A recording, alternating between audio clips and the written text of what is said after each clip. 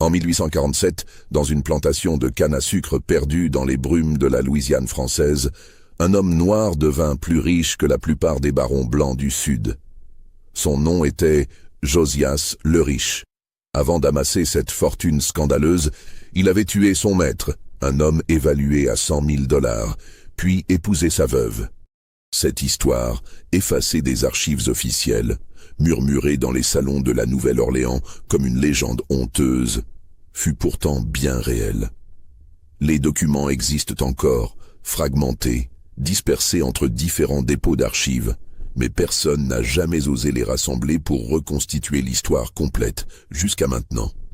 Si vous écoutez cette histoire depuis votre ville, où que vous soyez, laissez un commentaire pour nous dire d'où vous nous écoutez. Abonnez-vous, car ce que vous allez entendre n'a jamais été raconté avec autant de détails. Et croyez-moi, chaque mot compte. La Louisiane de 1830 était une terre de contradictions brutales, un territoire où se mêlaient les héritages français, espagnols et américains dans un amalgame instable. Ancienne colonie française cédée aux États-Unis en 1803 lors de l'achat de la Louisiane, elle conservait sa langue, ses coutumes, ses lois héritées du Code Napoléon, et surtout une société rigide où l'esclavage constituait l'ossature même de toute l'économie. Les plantations s'étendaient comme des royaumes privés le long du Mississippi et de ses affluents, dissimulés derrière des allées majestueuses de chênes centenaires drapés de mousse espagnole, qui pendaient comme des linceuls verdâtres dans l'air humide. La chaleur y était oppressante, presque palpable, une masse épaisse qui écrasait les corps et les volontés. Les étés duraient des mois, transformant les champs en fournaises, où seuls les plus résistants survivaient. Les nuits n'apportaient qu'un répit illusoire, l'air restant lourd, chargé des parfums capiteux des magnolias et des relents âcres de la sueur humaine. Dans ce paysage de richesse obscène et de servitude absolue, la paroisse de Saint-Laurent, un territoire marécageux situé à mi-chemin entre Bâton Rouge et la Nouvelle-Orléans, abritait une des propriétés les plus prospères de la région, la plantation Belvédère. Ces terres fertiles produisaient chaque année des tonnes de sucre brut, enrichissant son propriétaire, Édouard Constant Devereaux, un créole blanc de 52 ans, veuf depuis 10 ans, réputé pour sa sévérité inflexible et son sens aigu des affaires. Devereaux avait hérité de Belvédère à la mort de son père en 1825. Sous sa direction méthodique et impitoyable, la plantation avait doublé de valeur en moins d'une décennie. On estimait sa fortune personnelle à 100 000 $, une somme astronomique pour l'époque, équivalente à plusieurs millions de dollars d'aujourd'hui. Mais cette richesse reposait entièrement sur le travail de près de 200 esclaves, dont les existences se consumaient dans les champs de canne, sous un soleil impitoyable, dans un cycle sans fin de labeur, de douleur et de mort précoce. La maison principale de Belvédère était une structure imposante de style néoclassique, avec ses colonnes blanches, ses galeries ombragées, ses volets verts fermés contre la chaleur du jour. À l'intérieur régnait une atmosphère de luxe austère. Meubles en acajou massif importés de France, argenterie héritée de générations de Devereaux, bibliothèque garnie de volumes reliés en cuir que personne ne lisait vraiment. C'était un décor de respectabilité, de puissance affichée, mais aussi de solitude profonde. Devereaux vivait seul dans cette grande demeure, servie par une dizaine de domestiques esclaves qui évoluaient silencieusement dans les couloirs, fantômes noirs au service d'un maître blanc qui les remarquait à peine. Il prenait ses repas seul, buvait son cognac seul, dormait seul dans une chambre aux rideaux lourds qui étouffait tout bruit extérieur. Parmi les esclaves de la maison se trouvait un jeune homme nommé Josias, qui allait bouleverser cet ordre apparemment immuable. Josias était né en 1815 sur la plantation même, dans une des cabanes misérables qui abritaient les esclaves derrière les champs de canne. Sa mère, Céleste, était une femme d'une beauté remarquable, couturière attitrée de la maison principale. Elle confectionnait les vêtements de Devereaux, raccommodait le linge fin, brodait les initiales de la famille sur les nappes et les draps. Son père officiel était inconnu. probablement un contremaître blanc dont personne ne prononçait jamais le nom, selon la coutume hypocrite qui permettait aux hommes blancs d'abuser des femmes noires sans conséquence. Dès l'enfance, Josias avait montré une intelligence vive et une capacité d'apprentissage qui le distinguaient des autres enfants esclaves. Il observait tout avec une intensité troublante, posait des questions, retenait chaque information.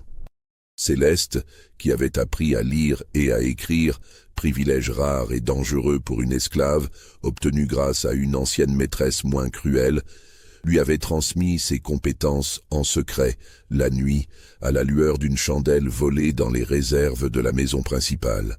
Ses leçons nocturnes se déroulaient dans un silence absolu. Céleste traçait des lettres sur de vieux morceaux de tissu avec du charbon, les effaçant immédiatement après.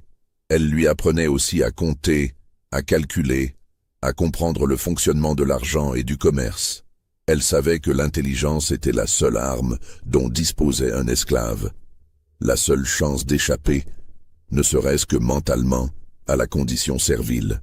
« Apprends tout ce que tu peux », lui murmurait-elle. « Un jour, tu en auras besoin. » Édouard Deveraux remarqua rapidement les talents du garçon.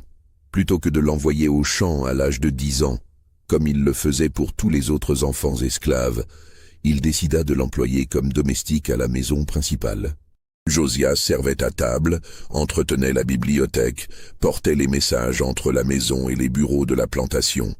Il cirait les bottes de Deveraux, brossait ses vêtements, préparait son bain. Mais surtout, il observait tout, il écoutait tout. Il apprenait la manière dont Deveraux conduisait ses affaires, négociait avec les marchands, gérait les comptes de la plantation. Il comprenait les mécanismes de pouvoir qui régissaient ce monde, les subtilités des relations entre maîtres et esclaves, entre créoles et américains, entre planteurs et négociants. Deveraux appréciait son efficacité silencieuse. Josias ne parlait que lorsqu'on l'interrogeait, gardait les yeux baissés en présence des Blancs, accomplissait ses tâches avec une précision qui ne nécessitait jamais de réprimande. C'était, du point de vue du maître, l'esclave idéal, intelligent sans être insolent, compétent sans être menaçant. Mais en 1835, lorsque Josias atteignit ses 20 ans, quelque chose changea imperceptiblement dans le regard du maître. Peut-être était-ce la stature du jeune homme qui avait grandi et s'était rempli, devenant physiquement imposant. Peut-être était-ce une certaine assurance qui transpirait malgré tous ses efforts pour rester humble. Peut-être Deveraux perçut-il, dans un éclair de lucidité inquiétante, que cette intelligence qu'il avait cultivée pourrait un jour se retourner contre lui. Les tensions commencèrent de manière subtile. Deveraux se mit à critiquer le travail de Josias, à trouver des défauts là où il n'y en avait pas. Il augmenta ses tâches, le réveillant avant l'aube et le gardant debout jusqu'à tard dans la nuit. Il cherchait la faille, le prétexte pour remettre ce garçon à sa place, pour lui rappeler brutalement qu'il n'était qu'un esclave, qu'une propriété, qu'une chose. Josias sentait cette hostilité croissante, mais ne comprenait pas exactement ce qui l'avait provoqué. Il redoublait d'efforts, pensant que la perfection de son travail suffirait à apaiser le maître. Il se trompait. Une nuit de juillet 1835, après un dîner arrosé où Deveraux avait reçu plusieurs notables de la paroisse, un juge, 2 planteurs voisins, un marchand de la Nouvelle-Orléans, Josias commit une erreur minuscule qui allait tout déclencher. En servant le cognac, sa main trembla légèrement. Fatigue accumulée après 16 heures de travail ininterrompu, et quelques gouttes tombèrent sur la veste de soie du maître. Ce fut un accident banal, presque invisible. Mais Deveraux, déjà irrité par une discussion politique houleuse sur l'abolition de l'esclavage que certains États du Nord commençaient à réclamer, explosa avec une violence disproportionnée. « Tu oses me salir, nègre insolent !» Les invités se turent instantanément. L'atmosphère, jusqu'alors conviviale malgré les désaccords politiques, devint électrique. Tous les regards se tournèrent vers Josias, figé avec la carafe de cognac à la main. Deveraux se leva, sa chaise raclant bruyamment le parquet ciré. Il gifla Josias avec une violence qui fit vibrer toute la pièce. Le jeune homme chancela mais ne tomba pas. Il garda les yeux baissés, les poings serrés le long du corps, les mâchoires crispées au point que ses dents en grincèrent.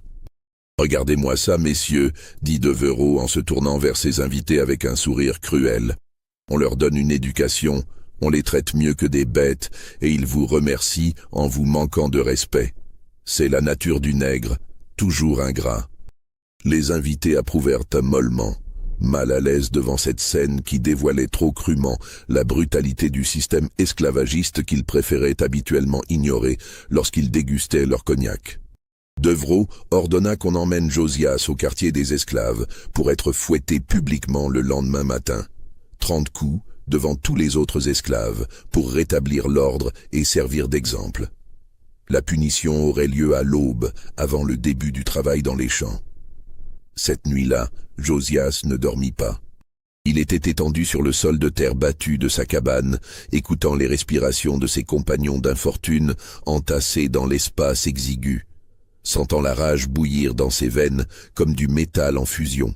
Il pensait aux 20 années de sa vie passées dans la servitude, à sa mère céleste morte 2 ans plus tôt d'une fièvre que le médecin de la plantation n'avait même pas daigné venir soigner, aux humiliations quotidiennes, à l'absence totale d'avenir. Il n'avait personne à protéger, personne à qui dire adieu, plus rien à perdre. Vers 3 heures du matin, alors que la plantation dormait sous un ciel sans lune, étouffée par une couverture nuageuse qui promettait de l'orage, Josias se leva. Il savait où Devereux rangeait ses armes, une collection de pistolets et de couteaux dans un cabinet fermé à clé dans le bureau. Il connaissait chaque recoin de la maison principale, chaque grincement de parquet à éviter, chaque porte dont il fallait soulever légèrement le battant pour qu'elle s'ouvre silencieusement. Il savait aussi que le maître dormait seul dans sa chambre au premier étage, la porte jamais verrouillée. Qui oserait l'attaquer dans son propre domaine? Quelle créature serait assez folle pour défier le maître absolu de Belvédère? Josias osa. Il pénétra dans la maison par la cuisine, pieds nus, vêtu seulement d'un pantalon de toile grossière, le torse nu luisant de sueur dans la chaleur nocturne. Il traversa la salle à manger où quelques heures plus tôt il avait été humilié, longea le corridor où pendaient les portraits des ancêtres Devereux qui semblaient de le regarder avec réprobation, grimpa l'escalier sans faire craquer une seule marche. Il les connaissait toutes, savait exactement où poser le pied. Il poussa la porte de la chambre. Elle s'ouvrit avec un léger grincement que couvrit le ronflement de Devereux. Le maître était couché sur le dos, une main posée sur sa poitrine, la bouche entr'ouverte, complètement vulnérable dans le sommeil. Ce qui se passa ensuite ne dura que quelques minutes, mais ces minutes changèrent le cours de plusieurs vies et l'histoire secrète de la Louisiane. Josias s'approcha du lit sans précipitation, comme s'il accomplissait une tâche nécessaire et inévitable. Il avait d'abord pensé utiliser un couteau de cuisine, mais cela aurait laissé trop de sang, trop de traces évidentes de meurtre. L'étouffement serait plus discret, plus susceptible de passer pour une mort naturelle.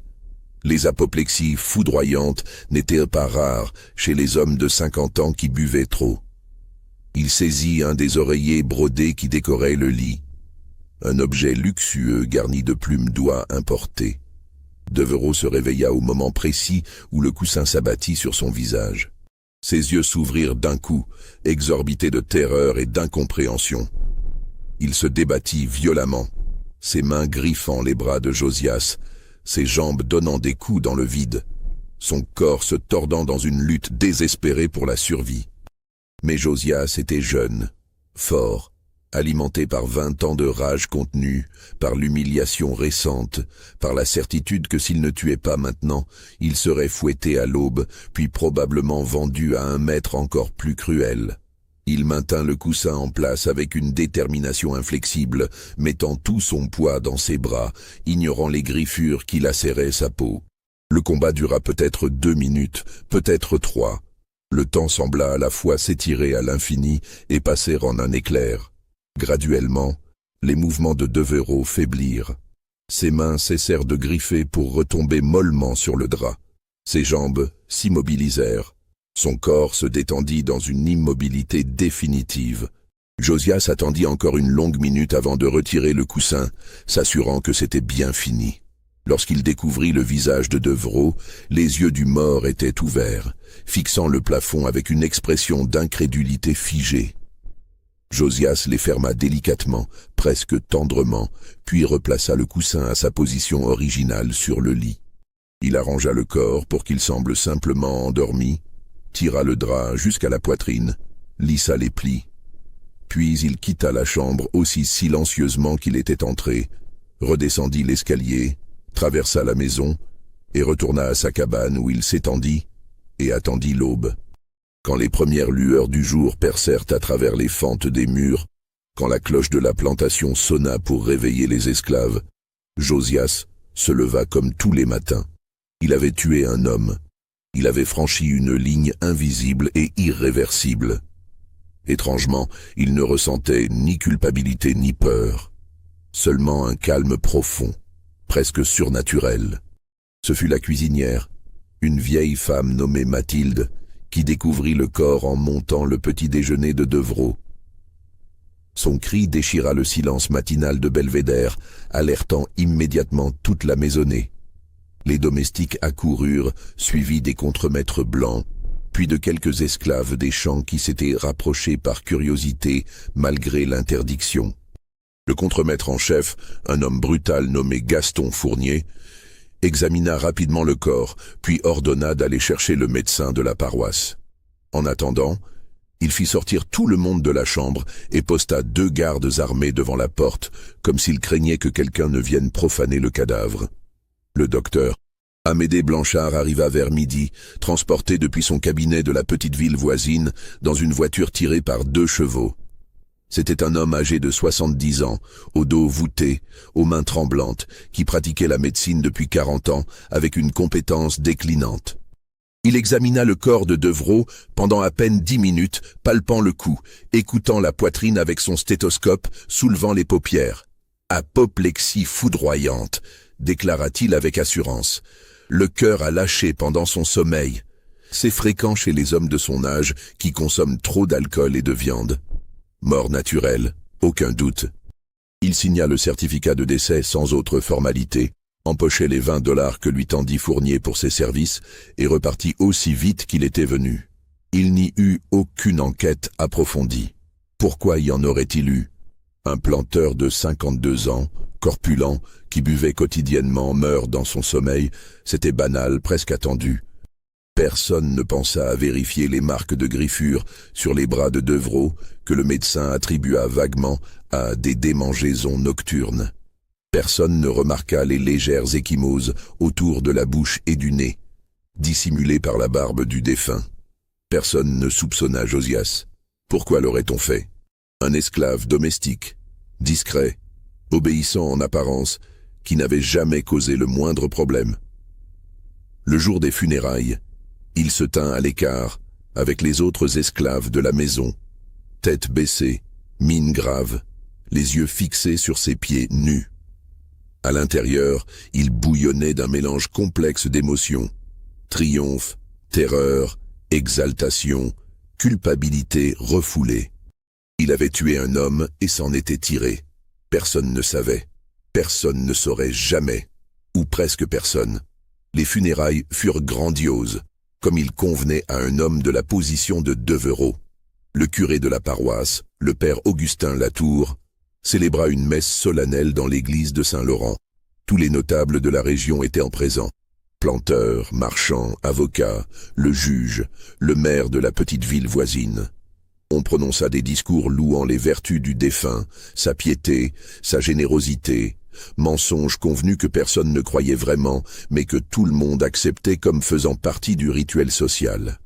Édouard Constant Devreau fut enterré dans le caveau familial, une structure imposante de marbre blanc située dans le cimetière de l'église, aux côtés de ses parents et de son épouse décédée 10 ans plus tôt. Sur sa pierre tombale, on grava une épitaphe pompeuse, homme d'honneur et de foi. Que Dieu accueille son âme. Mais le plus étrange restait à venir, et se fut révélé 3 jours après l'enterrement. Un notaire de la Nouvelle-Orléans, Maître Hippolyte Sénéchal arriva à Belvédère dans une élégante calèche noire. C'était un homme méticuleux, vêtu d'un costume sombre impeccable, portant une serviette en cuir contenant les documents officiels. Il convoqua tous les intéressés dans le grand salon de la maison principale pour la lecture du testament de Devereux.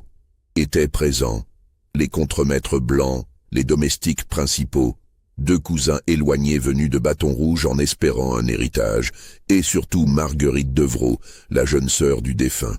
Marguerite était une femme singulière qui intriguait et dérangeait à parts égales.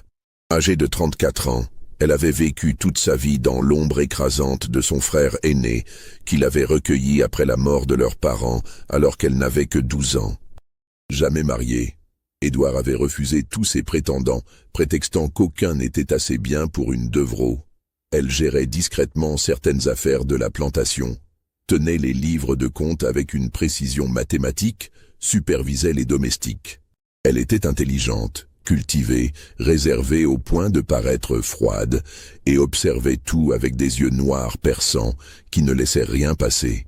Certains la trouvaient belle d'une manière austère, avec ses cheveux noirs tirés en chignon strict, sa peau pâle qui ne voyait jamais le soleil, sa silhouette mince toujours vêtue de robes sombres.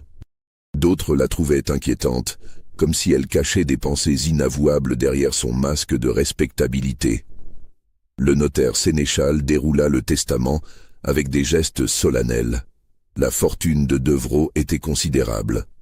La plantation Belvédère avec ses 2000 acres, les 200 esclaves, les bâtiments, les équipements, plus divers investissements dans des banques et des compagnies commerciales. La valeur totale était estimée à $110 000. Mais à la surprise générale, le testament contenait une clause extraordinaire. Édouard Devereux avait légué une partie de ses biens, une somme de $10 000 et une petite propriété de 100 acres adjacente à Belvédère, à Josias, domestique de la maison principale, fils de Céleste, en reconnaissance de ses loyaux services et pour des raisons que je garde secrètes. Un silence de plomb tomba sur l'assemblée. Les regards se tournèrent vers Josias, qui se tenait près de la porte, pétrifié de stupéfaction. Il n'avait jamais imaginé cela. Comment aurait-il pu? Le notaire, impassible, poursuivit la lecture. Le reste de la fortune allait à Marguerite, qui devenait ainsi la propriétaire officielle de Belvédère et de tous ses esclaves, y compris, techniquement, Josias lui-même, jusqu'à ce que les dispositions testamentaires concernant le legs soient exécutées. Les cousins de Bâton Rouge protestèrent immédiatement, arguant que le testament devait être contesté, qu'il était impensable de léguer quoi que ce soit à un esclave, que cela violait l'ordre naturel des choses. Mais Maître Sénéchal leur opposa la loi. En Louisiane, sous le code civil hérité du droit français, un maître avait le droit de léguer des biens à un esclave, à condition que cela soit clairement stipulé dans un testament dûment enregistré. Le testament de Devereux était parfaitement légal. Personne ne comprenait. Pourquoi Devereux aurait-il légué $10 000 et une propriété à un esclave qu'il avait menacé de faire fouetter la veille même de sa mort? C'était incompréhensible, absurde. Les rumeurs commencèrent immédiatement à circuler, d'abord à voix basse dans les coins du salon, puis de plus en plus ouvertement dans les jours qui suivirent. Certains murmuraient que Josias était le fils illégitime de Devereux, fruit d'une liaison avec la belle Céleste 20 ans plus tôt, et que le legs était une reconnaissance tardive de paternité. D'autres insinuaient que Josias avait extorqué ce legs par quelque moyen mystérieux, peut-être en découvrant un secret compromettant sur Devereux. D'autres encore suggéraient que Marguerite avait falsifié le testament après la mort de son frère, pour des raisons qu'on ne pouvait qu'imaginer. Mais la vérité était bien plus complexe et bien plus sombre que toutes ces spéculations. La vérité, que personne ne connaissait à ce moment, était que Marguerite savait exactement ce qui s'était passé la nuit de la mort de son frère. Elle avait toujours su, et c'était elle qui avait orchestré le faux legs. Cette nuit-là, Marguerite ne dormait pas. Elle souffrait d'insomnie chronique depuis des années, condition aggravée par l'anxiété constante de vivre sous le joug de son frère. Sa chambre se trouvait au même étage que celle d'Édouard, de l'autre côté du corridor.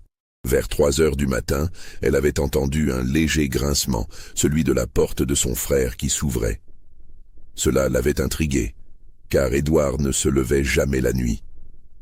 Elle s'était levée silencieusement, avait enfilé une robe de chambre et avait entrebâillé sa propre porte avec une prudence extrême. Ce qu'elle vit la figea sur place. Josias, torse nu, pieds nus, entrant dans la chambre de son frère. Son premier réflexe fut de crier, d'alerter la maison. Mais quelque chose la retint. Une curiosité morbide peut-être. Ou peut-être une intuition obscure de ce qui allait se passer et un désir secret de le voir arriver. Elle resta là, pétrifiée dans l'entrebâillement de sa porte, le cœur battant si fort qu'elle craignait qu'on ne l'entende. Les minutes s'étirèrent, interminables. Puis la porte de la chambre d'Édouard se rouvrit. Josias en sortit, toujours silencieux, le visage figé dans une expression qu'elle n'oublierait jamais. Un mélange de résolution, de soulagement et de terreur froide. Il redescendit l'escalier et disparut dans l'obscurité de la maison. Marguerite attendit encore 5 minutes, puis se glissa jusqu'à la chambre de son frère. Elle poussa doucement la porte et s'approcha du lit. Édouard était là, immobile, les yeux fermés, apparemment endormi paisiblement. Mais quelque chose dans cette immobilité était trop parfaite, trop absolue. Elle posa une main tremblante sur la poitrine de son frère. Aucun battement de cœur, aucune respiration. Il était mort.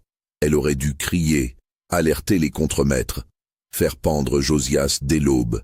C'était la réaction attendue, normale, celle qu'exigeait la loi et la société. Mais elle ne le fit pas. Pourquoi? Parce qu'elle haïssait son frère. Elle l'avait haï pendant 22 ans, depuis le jour où il l'avait recueillie après la mort de leurs parents et avait commencé à exercer sur elle un contrôle total et étouffant. Édouard Devereux n'avait pas été seulement un maître cruel envers ses esclaves. Il avait été un tyran domestique pour Marguerite. Pendant des années, il l'avait humiliée de 1000 manières subtiles et moins subtiles, la traitant comme une servante gratuite, lui refusant toute autonomie, toute vie propre. Il avait refusé tous ses prétendants, 7 au total, par jalousie maladive ou par avarice, préférant la garder à Belvédère pour s'occuper de sa maison. Il avait volé sa jeunesse, sa liberté, toute possibilité de bonheur ou d'épanouissement. Elle avait souvent imaginé sa mort.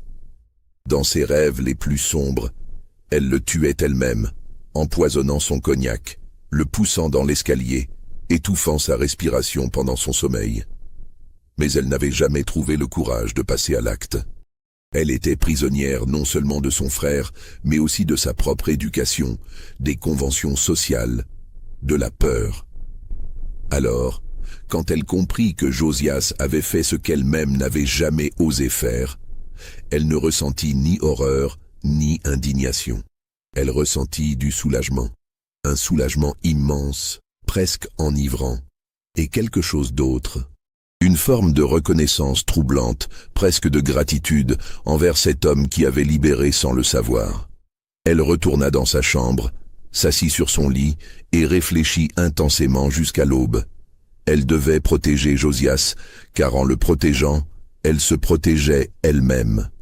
Si on découvrait qu'Édouard avait été assassiné, toute la succession serait bloquée, la réputation de la famille ternie, et elle-même pourrait être soupçonnée de complicité ou pire.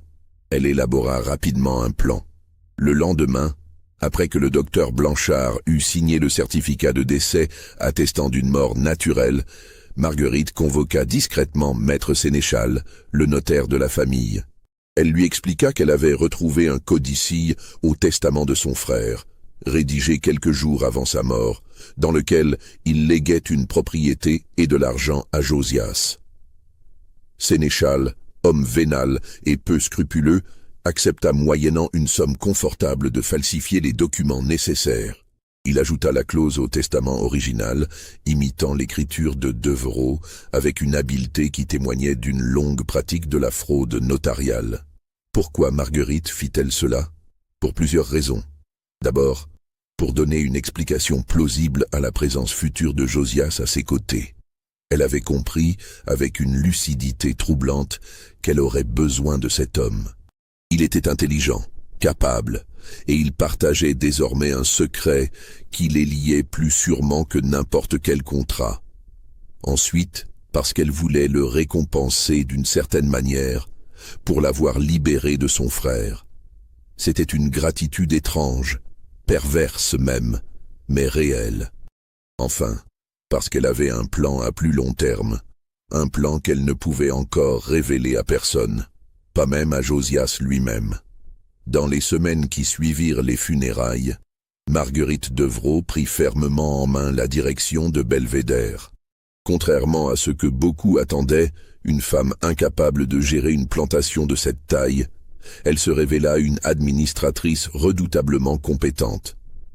Elle connaissait déjà tous les détails de l'exploitation, ayant secrètement géré les comptes pendant des années, pendant que son frère s'en attribuait le mérite. Elle convoqua Josias dans son bureau privé une semaine après la lecture du testament. C'était une pièce austère, meublée d'un secrétaire en acajou massif, de rayonnage chargé de registres comptables reliés en cuir, et d'une petite fenêtre donnant sur les champs de canne qui s'étendaient à perte de vue, ondulant sous le vent comme une mer verte. « Josias, asseyez-vous » dit-elle d'une voix calme. Il obéit, déconcerté. Jamais personne ne lui avait demandé de s'asseoir en présence d'un blanc. C'était une transgression sociale mineure, mais significative. Marguerite le fixa longuement, les mains croisées sur le bureau. Son regard noir était impénétrable. Puis elle parla d'une voix basse, presque intime, qui ne portait pas au-delà des murs de la pièce. « Je sais ce que vous avez fait. » Le cœur de Josias s'arrêta. Le monde sembla basculer autour de lui. Il sentit le sol se dérober sous ses pieds, ses mains devenir glacées malgré la chaleur étouffante de la pièce. Elle savait, elle avait toujours su. « Je pourrais vous faire pendre demain matin », poursuivit-elle sans émotion apparente, d'une voix neutre qui rendait ses paroles encore plus terrifiantes. « Personne ne me poserait de questions. Vous êtes un esclave. Votre vie ne vaut rien devant la loi. Un mot de moi, et vous serez jugé, condamné et exécuté en moins d'une semaine. » Josias baissa les yeux, incapable de soutenir son regard. Il attendait la sentence, certain que ses jours étaient à compter. Il avait vécu un mois de répit, mais le compte à rebours touchait à sa fin. « Mais je ne le ferai pas. » Il releva la tête brusquement, incrédule. Avait-il bien entendu? « Pourquoi ?» demanda-t-il, la voix rauque à peine plus qu'un murmure. « Parce que vous m'avez libéré. » Elle marqua une longue pause, comme si elle mesurait le poids de ses propres mots, leur portée, leur irréversibilité. « Mon frère était un monstre, pas seulement pour vous et les autres esclaves, pour moi aussi. Il m'a volé ma vie, mes chances de bonheur, mes années de jeunesse. Il m'a gardée prisonnière ici pendant 22 ans, comme une servante non payée, comme une chose qu'on possède. Vous lui avez repris sa vie. Je considère cela comme une forme de justice. Une justice sombre, certes, mais une justice quand même. » Josias ne savait pas quoi répondre. Il avait l'impression de marcher sur une corde tendue au-dessus d'un abîme vertigineux, où un seul faux pas signifierait la chute. Marguerite continua, sa voix restant basse mais gagnant en intensité. « Mais nous ne sommes pas libres pour autant, ni vous ni moi. Cette plantation, ces esclaves, cette fortune, tout cela repose sur un équilibre fragile, sur des apparences qu'il faut maintenir. Si quelqu'un apprenait la vérité sur la mort de mon frère, nous serions tous les deux détruits. Vous comprenez ?» Il hocha la tête lentement. « Alors voici ce que je vous propose. Nous sommes liés maintenant par ce secret, liés pour toujours, que cela nous plaise ou non. Vous continuerez à travailler pour moi. Je vous donnerai progressivement plus de responsabilités, plus de liberté de mouvement. En échange, vous me serez loyal. Totalement, absolument loyal. »« Et le legs de votre frère ?» osa-t-il demander, sa voix gagnant un peu d'assurance. Elle eut un sourire froid, presque amusé. « Ce legs n'a jamais existé. J'ai payé le notaire pour l'ajouter au testament après la mort d'Édouard. C'était ma manière de vous protéger, de donner une explication plausible à votre présence future à mes côtés. Les gens croient maintenant que vous êtes le fils illégitime de mon frère. Laissez-les le croire. C'est mieux ainsi.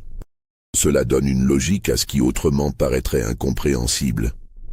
Elle se leva, contourna le bureau et vint se placer près de la fenêtre, regardant les champs où travaillaient les esclaves sous le soleil brutal. « J'ai un plan, Josias. Un plan qui prendra des années à se réaliser, mais qui nous libérera tous les deux complètement.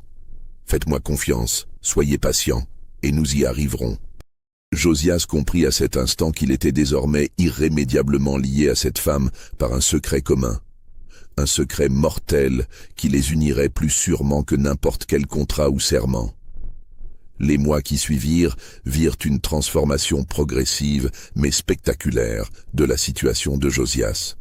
Marguerite, jouant habilement avec les apparences et les perceptions sociales, annonça publiquement qu'elle avait décidé d'affranchir Josias en reconnaissance de ses services et en respect de la volonté supposée de son frère. L'affranchissement fut officiellement enregistré en janvier 1837 devant un juge de la Nouvelle-Orléans, selon la procédure légale rigoureuse qu'exigeait le Code civil louisianais. Josias le Riche, il prit officiellement ce nom après son affranchissement, le Riche signifiant ironiquement le riche en français, un choix qui provoqua des sourires moqueurs chez certains mais qui se révélerait prophétique, devint ainsi un homme libre de couleur, statut profondément ambigu dans la Louisiane de l'époque. Les hommes libres de couleur formaient une classe intermédiaire unique au Sud, ni esclaves ni blancs, souvent plus éduqués et plus prospères que les blancs pauvres, mais néanmoins considérés comme inférieurs par la loi et la coutume. Certains possédaient des propriétés, des commerces, voire des esclaves. D'autres exerçaient des métiers qualifiés, artisans, musiciens, barbiers, tailleurs. Mais ils étaient toujours sur le fil du rasoir, leur statut pouvant être remis en question à tout moment par des blancs jaloux ou vindicatifs. Avec le soutien discret mais efficace de Marguerite, Josias commença méthodiquement à accumuler des biens. Elle lui confia d'abord la gestion de la petite propriété de 100 acres mentionnée dans le Faux Testament, une parcelle de terre fertile adjacente à Belvédère. Il y cultiva du tabac et quelques arpents de maïs, employant une dizaine d'ouvriers libres de couleur qu'il payait des salaires décents. La première récolte fut modeste mais profitable. Josias réinvestit immédiatement tous les bénéfices, achetant des équipements, améliorant l'irrigation, diversifiant les cultures. La deuxième année, ses revenus doublèrent. La troisième année, ils triplèrent. Mais ce qui intriguait le plus les observateurs, ce qui alimentait les rumeurs et les commérages dans toute la paroisse de Saint-Laurent et au-delà, c'était la relation apparemment inexplicable entre Josias et Marguerite. Ils passaient beaucoup de temps ensemble, discutant affaires dans le bureau de la maison principale, se rendant ensemble aux ventes publiques de coton et de sucre à la Nouvelle-Orléans, voyageant parfois jusqu'à Bâton Rouge ou même Mobile en Alabama pour des transactions commerciales. On les voyait prendre le café ensemble sur la véranda de Belvédère, au crépuscule, quand la chaleur devenait enfin supportable. Ils conversaient en français et en anglais, avec une aisance qui semblait abolir les barrières de race et de statut. Ils discutaient de politique, d'économie, de littérature. Marguerite lui prêtait des livres de sa bibliothèque personnelle. Il lui donnait son avis sur la gestion de la plantation, et elle l'écoutait, le prenait en considération, le mettait souvent en pratique. Les rumeurs devinrent de plus en plus insistantes, de plus en plus scandaleuses. Plusieurs membres de la communauté blanche exigèrent que Marguerite mette fin à cette amitié contre nature. Des lettres anonymes commencèrent à arriver, l'accusant de déshonorer sa famille, de trahir sa race, de violer toutes les conventions sacrées qui maintenaient l'ordre social. Le curé de la paroisse, le père Augustin Latour, un homme sévère d'une 60aine d'années, partisan convaincu de l'ordre esclavagiste qu'il justifiait par des citations bibliques soigneusement sélectionnées, vint même la sermonner un après-midi de printemps 1838. « Madame Devereux, commença-t-il d'un ton grave, après s'être installé dans le salon, refusant le thé qu'elle lui offrait. Cette situation ne peut plus durer. Votre comportement scandalise toute la paroisse. Vous compromettez votre réputation, celle de votre famille, celle de tous les blancs respectables de la région. Marguerite l'écouta poliment, les mains croisées sur ses genoux, le visage impassible. « Père Latour, répondit-elle calmement lorsqu'il eut fini, je respecte votre position et votre foi, mais je suis une femme libre et propriétaire de ma plantation. Je gère mes affaires comme je l'entends. Josias le Riche est un homme compétent qui m'aide à maintenir la prospérité de Belvédère. Il n'y a rien d'immoral dans notre relation professionnelle. » « Professionnelle » s'exclama le prêtre perdant son calme. « Madame, on vous voit ensemble à toute heure du jour. Vous voyagez ensemble. Vous prenez vos repas ensemble. C'est inconvenant. C'est contraire à toutes les règles de la décence. » « Les règles de décence, père, rétorqua Marguerite avec une pointe d'ironie à peine perceptible, sont souvent faites par ceux qui ont intérêt à les maintenir. Je choisis de vivre selon mes propres principes. Le curé repartit furieux, sans avoir obtenu gain de cause. 2 dimanches plus tard, il prononça un sermon virulent sur les périls de l'orgueil et de la transgression, sans nommer Marguerite directement, mais en faisant suffisamment d'allusions pour que toute l'assistance comprenne de qui il parlait. Marguerite cessa alors d'assister à la messe, acte de rébellion sociale presque aussi scandaleux que sa relation avec Josias. Si cette révélation vous a donné des frissons, laissez un like et dites-nous ce que vous pensez qu'il va se passer ensuite. Parce que le scandale ne fait que commencer, et ce qui va suivre dépassera tout ce que la société louisianaise de l'époque pouvait imaginer. En 1839, Josias avait accumulé suffisamment de capital pour acheter une maison à la Nouvelle-Orléans, dans le quartier de Tremé, où vivait une communauté prospère de créoles de couleur. C'était une jolie maison créole typique, avec sa façade colorée, son balcon en fer forgé, sa cour intérieure ombragée par un grand magnolia. Il payait aussi pour l'éducation de plusieurs enfants esclaves qu'il avait discrètement rachetés et affranchis. Un acte de charité qui lui valut le respect de la communauté noire libre, mais encore plus d'hostilité de la part des Blancs. Puis, en octobre 1839, Marguerite fit l'annonce qui allait déclencher un scandale sans précédent dans toute la Louisiane. Elle épousait Josias le Riche. La nouvelle se répandit comme une traînée de poudre dans la paroisse de Saint-Laurent, puis dans toute la région. Les réactions furent d'une violence inouïe. Ce n'était pas simplement une affaire de mariage interracial, bien que ce soit déjà considéré comme une abomination par la plupart des Blancs du Sud. C'était le fait qu'une femme blanche de bonne famille, propriétaire d'une des plus grandes plantations de la région, descendante d'une lignée créole respectée, épouse un ancien esclave. C'était, aux yeux de la société blanche, une trahison absolue, une profanation de toutes les valeurs sacrées qui maintenaient l'ordre racial et social. Si une Devereux pouvait épouser un ancien esclave, alors rien n'était plus sacré, plus stable. L'ordre entier du monde pouvait s'effondrer. Le mariage fut célébré dans la plus stricte intimité, dans une petite église catholique de la Nouvelle-Orléans, loin de Saint-Laurent, à l'aube d'un matin brumeux de novembre. L'église se trouvait dans le quartier créole, fréquenté principalement par des gens de couleur libre. Le prêtre qui officia, le père Marcellin Dubois, était un vieil homme d'origine française qui avait vécu à Saint-Domingue avant la Révolution haïtienne et avait conservé des idées progressistes sur les questions raciales, considérant que tous les hommes étaient égaux devant Dieu. Aucun membre de la société créole blanche n'assista à la cérémonie. Du côté de Marguerite, il n'y avait personne.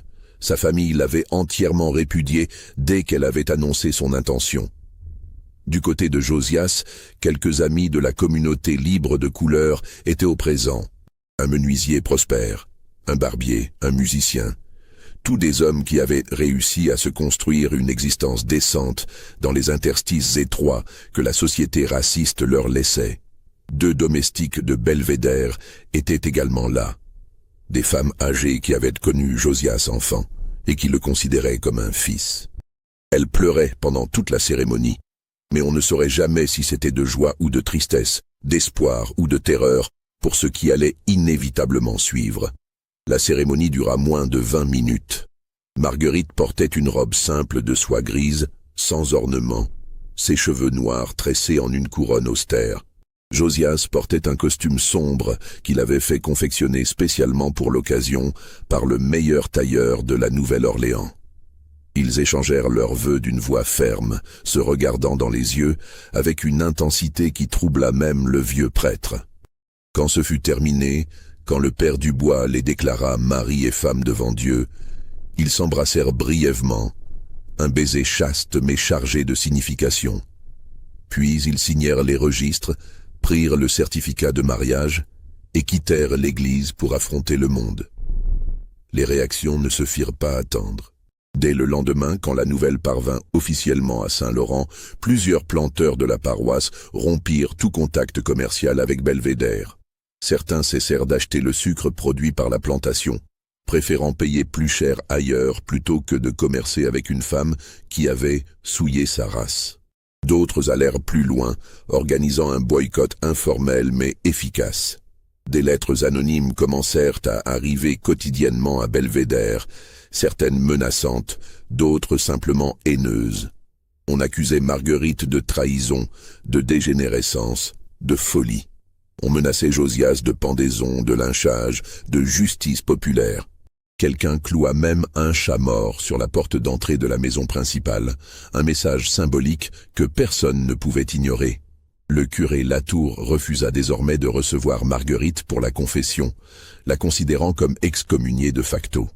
Elle fut exclue de tous les cercles sociaux qu'elle fréquentait autrefois, les dames de charité, les comités paroissiaux, les réunions de la bonne société créole.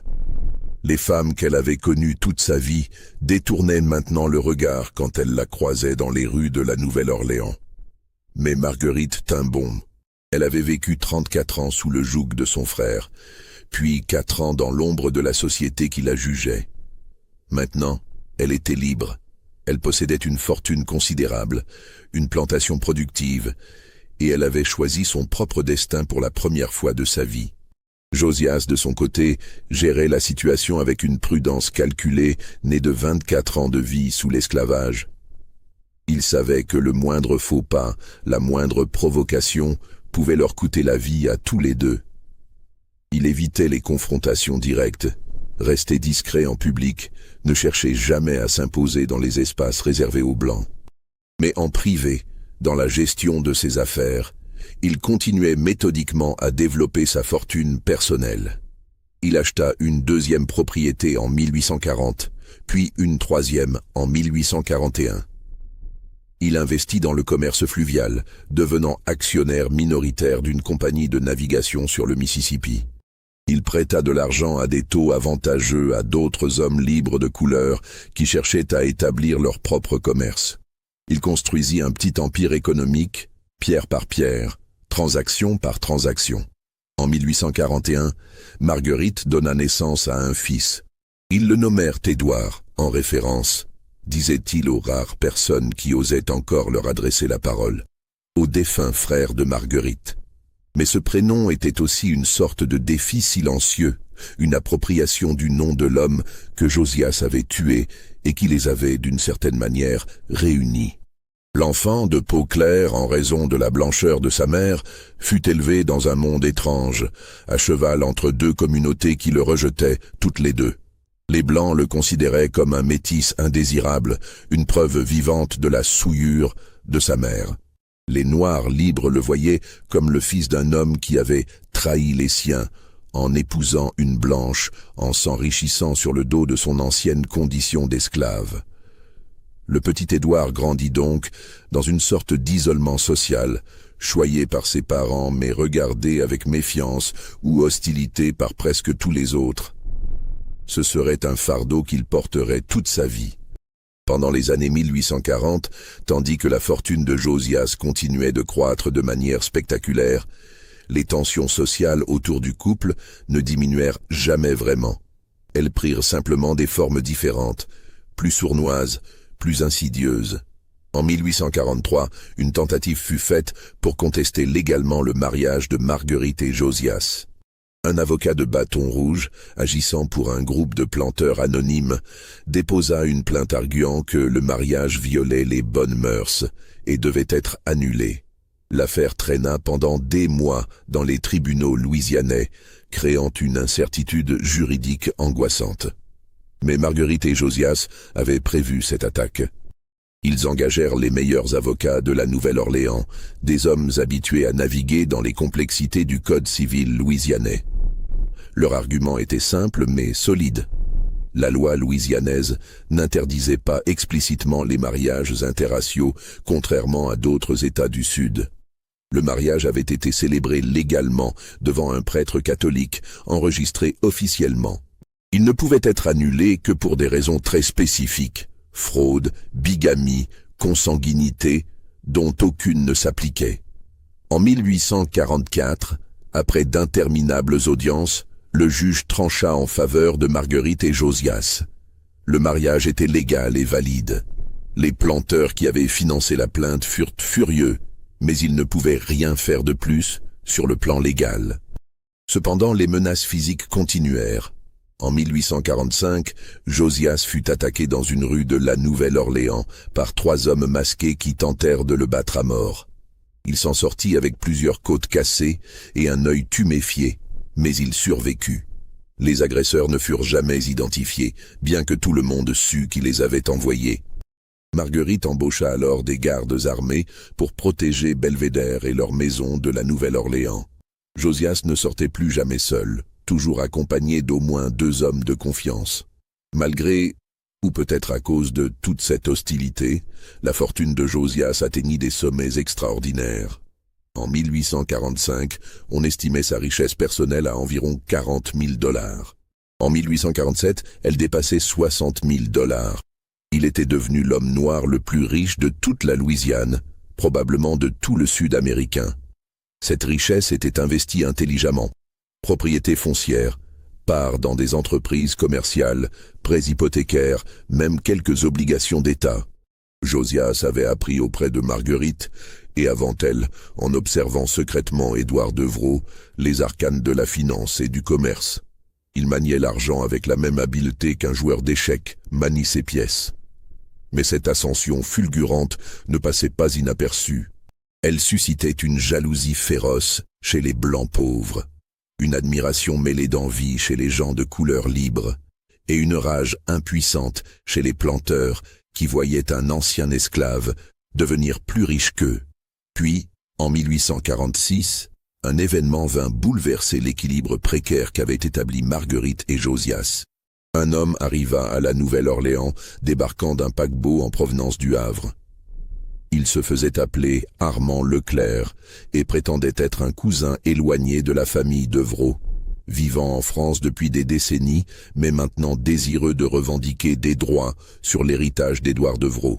Leclerc était un homme dangereux d'une manière différente des menaces précédentes. Ce n'était pas un planteur rustre motivé par le racisme viscéral ou la jalousie simple. C'était un homme éduqué, cultivé, qui parlait 4 langues et maniait la rhétorique juridique avec aisance. Il avait de l'argent. Personne ne savait exactement d'où il venait. Des relations dans les milieux judiciaires et politiques, et surtout une détermination féroce qui suggérait des motivations profondes et obscures. Il loua une suite dans le meilleur hôtel de la Nouvelle-Orléans, engagea des avocats réputés et commença méthodiquement à fouiller dans les archives concernant la succession de Devereux. Il interrogeait d'anciens domestiques de Belvédère, offrant de l'argent pour des informations. Il consultait des registres paroissiaux, des documents notariés, des certificats de décès, et il découvrit des incohérences. Le certificat de décès de Devereux, signé par le vieux docteur Blanchard, contenait des détails qui ne correspondaient pas tout à fait aux témoignages de certains domestiques. Le testament présentait des anomalies dans l'écriture, des différences subtiles dans l'encre et le papier entre certaines sections. Les dates ne s'alignaient pas parfaitement. Leclerc était convaincu que quelque chose de louche s'était passé en 1835. Il ne savait pas encore exactement quoi, mais il était déterminé à le découvrir. En juin 1846, il envoya une lettre formelle à Marguerite, demandant une rencontre pour discuter de certaines irrégularités concernant la succession de feu Édouard Constant Devereux. Le ton était poli mais menaçant, suggérant qu'il détenait des informations compromettantes. Marguerite et Josias comprirent immédiatement que Leclerc représentait une menace mortelle. Si cet homme parvenait à prouver que le testament avait été falsifié, toute la fortune de Marguerite, et par extension celle de Josias, pourrait être confisquée. Pire encore, si Leclerc découvrait la vérité sur la mort de Devereux, si quelqu'un avait vu quelque chose cette nuit-là et décidait maintenant de parler contre de l'argent, Josias finirait pendu. Ils décidèrent que Josias rencontrerait Leclerc. C'était risqué mais nécessaire. Il fallait comprendre exactement ce que cet homme savait et ce qu'il voulait. La rencontre eut lieu dans un café élégant du Vieux Carré, à la Nouvelle-Orléans. Un après-midi étouffant de juin où la chaleur rendait l'air presque irrespirable. Le café était presque vide à cette heure, les rares clients éventant paresseusement des visages rouges et moites. Leclerc était assis à une table isolée au fond, loin des fenêtres et des oreilles indiscrètes. C'était un homme d'une quarantaine d'années, au visage anguleux et aristocratique, aux yeux gris froids comme de l'acier. Il portait un costume impeccable de coupe française, ses cheveux châtains soigneusement coiffés en arrière, une fine moustache bien taillée. Il toisa Josias avec un mélange de mépris et de curiosité lorsque celui-ci s'approcha et s'assit en face de lui sans demander permission. « Vous êtes donc le célèbre Josias le Riche, dit-il en français, avec un accent parisien prononcé, roulant les R de manière affectée. L'esclave devenu riche, une fable américaine digne de vos Benjamin Franklin et autres mythologies d'ascension sociale. Fascinant. Et vous êtes Armand Leclerc, répondit Josias calmement en français parfait, sans trace d'accent créole. Le cousin opportuniste venu de France, une histoire aussi vieille que l'héritage lui-même. Leclerc sourit, mais son sourire ne contenait aucune chaleur, aucune humanité. C'était l'expression d'un prédateur qui a repéré sa proie. « Ah, vous parlez bien le français. Excellent. Cela facilitera notre conversation. Allons droit au but, monsieur le Riche. Je sais que le testament d'Édouard Devereux est un faux, du moins partiellement. Je sais que vous et Marguerite avez conspiré pour vous approprier la fortune qui aurait dû revenir à d'autres membres légitimes de la famille. Je peux le prouver. »« Vraiment ?» dit Josias, gardant son visage impassible malgré le tumulte intérieur. « Vraiment. J'ai des témoignages, des analyses d'écriture, des incohérences documentaires.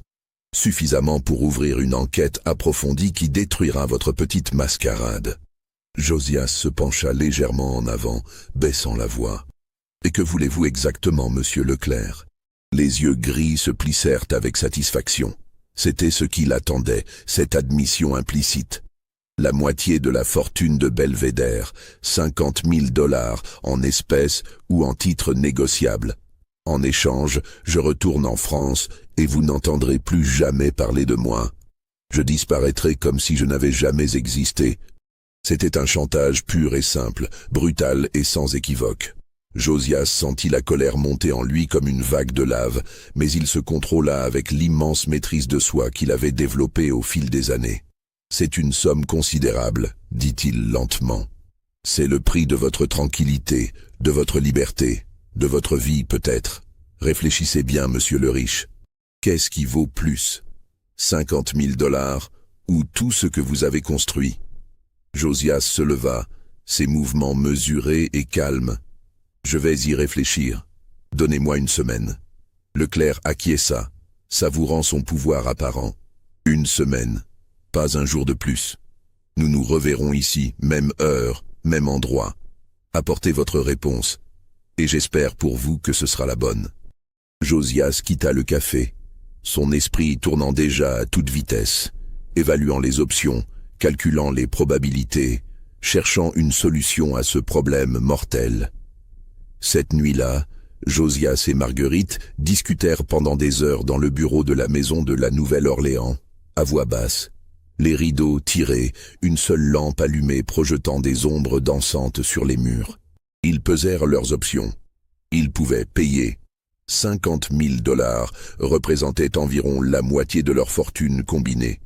Mais ils survivraient financièrement. Cependant, rien ne garantissait que Leclerc tiendrait parole. Il pourrait prendre l'argent et revenir plus tard demander davantage, ou vendre ses informations au plus offrant. Il pouvait l'affronter légalement, mais c'était risqué. Une enquête approfondie pourrait révéler trop de choses. Le vieux notaire sénéchal était mort en 1844, emportant une partie des secrets dans sa tombe, mais d'autres témoins vivaient encore. Où il pouvait résoudre le problème de manière définitive.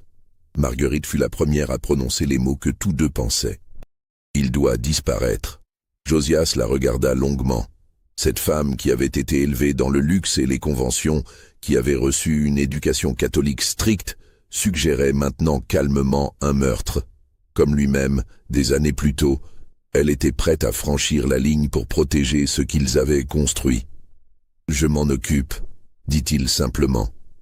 Il ne donna aucun détail. Elle n'en demanda aucun. Certaines choses étaient mieux laissées non dites. Une semaine plus tard, Armand Leclerc fut retrouvé mort dans sa chambre d'hôtel. La femme de chambre qui découvrit le corps le matin hurla si fort qu'on l'entendit dans toute la rue. Leclerc était couché dans son lit, apparemment endormi paisiblement, mais ne respirait plus. Le médecin appelé sur les lieux, un certain docteur Rémy Fontaine, examina le corps et conclut rapidement à une crise cardiaque foudroyante. Leclerc avait 43 ans, semblait en bonne santé, mais ces choses arrivaient. Le cœur était capricieux. Le certificat de décès fut signé sans autre formalité. Le corps fut embaumé et placé dans un cercueil scellé. Personne ne réclama le corps. Leclerc n'avait apparemment aucune famille connue, ce qui était en soi étrange pour un homme qui prétendait être un Devreau. Il fut enterré 3 jours plus tard dans le cimetière Saint-Louis, dans une tombe modeste que personne ne visiterait jamais.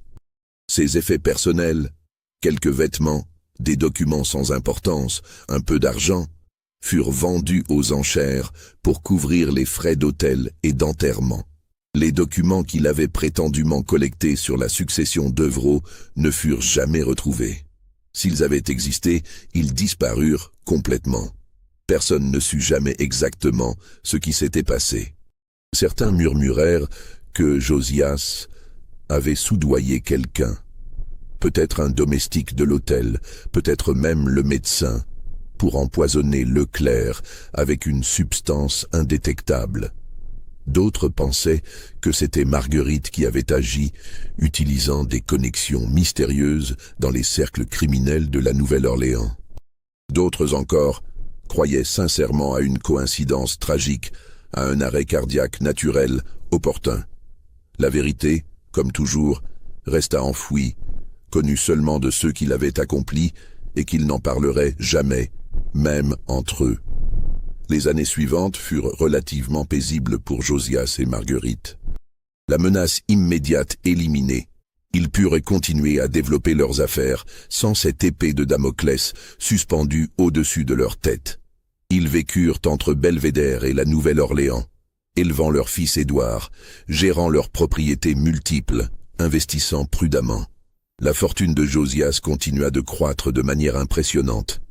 En 1850, quand le recensement fédéral fut effectué, sa richesse était officiellement évaluée à 75 000 $, une somme qui le plaçait parmi les hommes les plus riches de Louisiane, toutes races confondues.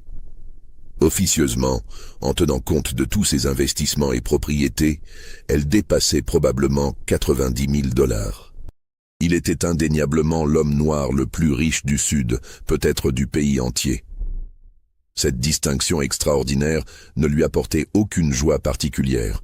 Il avait appris, au fil des années, que la richesse ne libère pas vraiment, qu'elle apporte seulement un ensemble différent de problèmes et de dangers. Mais cette richesse avait un goût amer, métallique, comme du sang dans la bouche. Josias ne fut jamais accepté par la société blanche, qui le considérait toujours comme un usurpateur, une anomalie dérangeante dans l'ordre racial.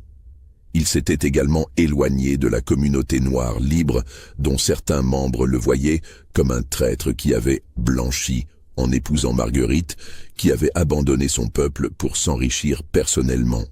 Il vivait dans un entre-deux inconfortable, un espace liminal où il n'appartenait véritablement à aucun monde. Admiré et haï, envié et méprisé, célébré et maudit, souvent par les mêmes personnes.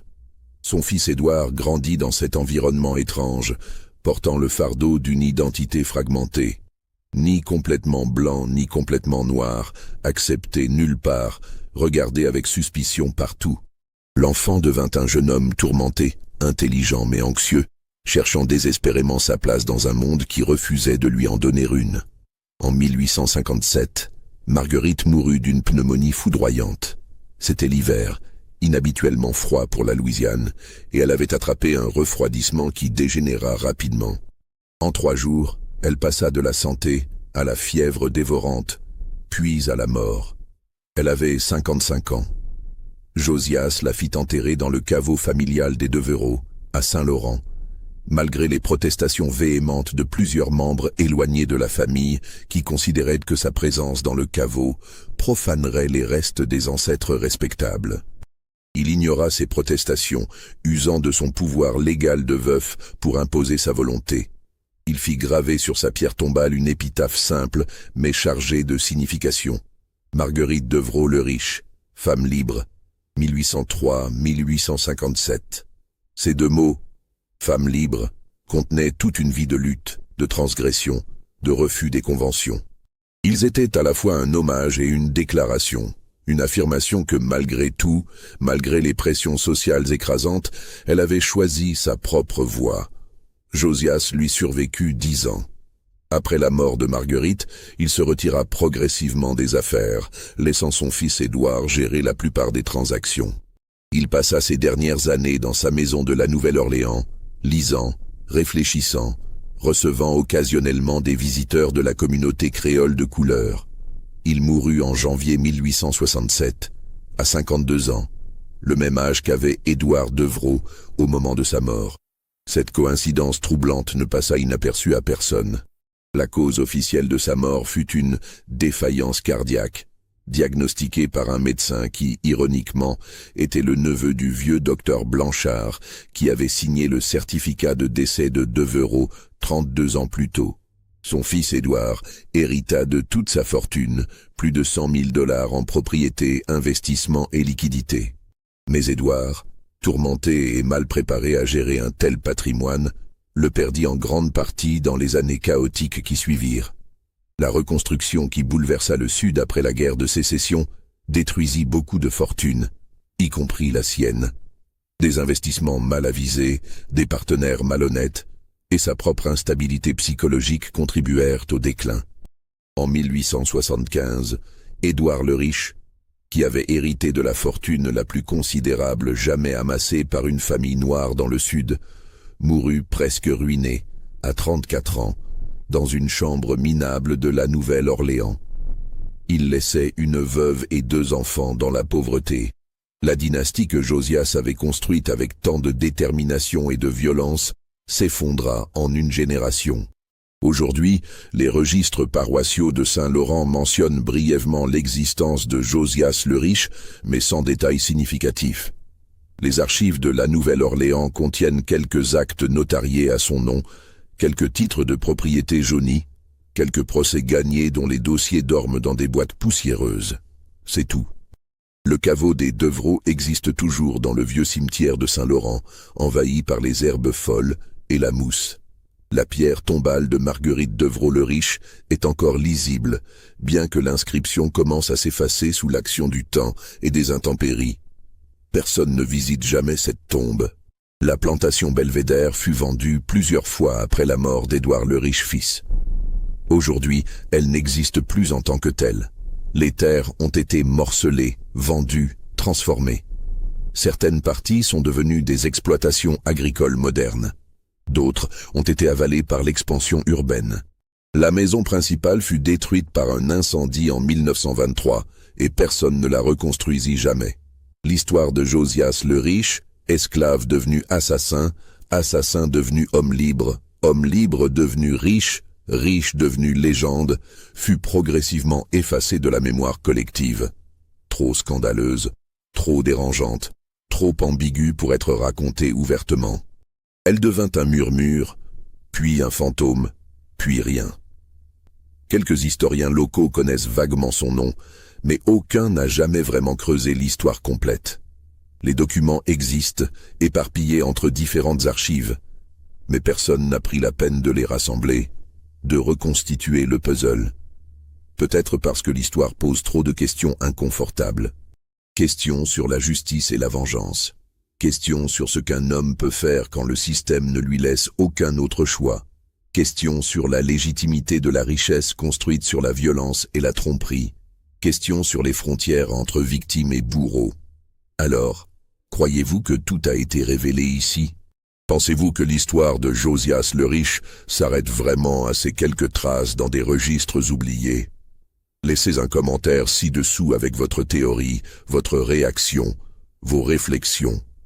Abonnez-vous à cette chaîne pour découvrir d'autres histoires enfouies, d'autres secrets que l'histoire officielle a préféré oublier.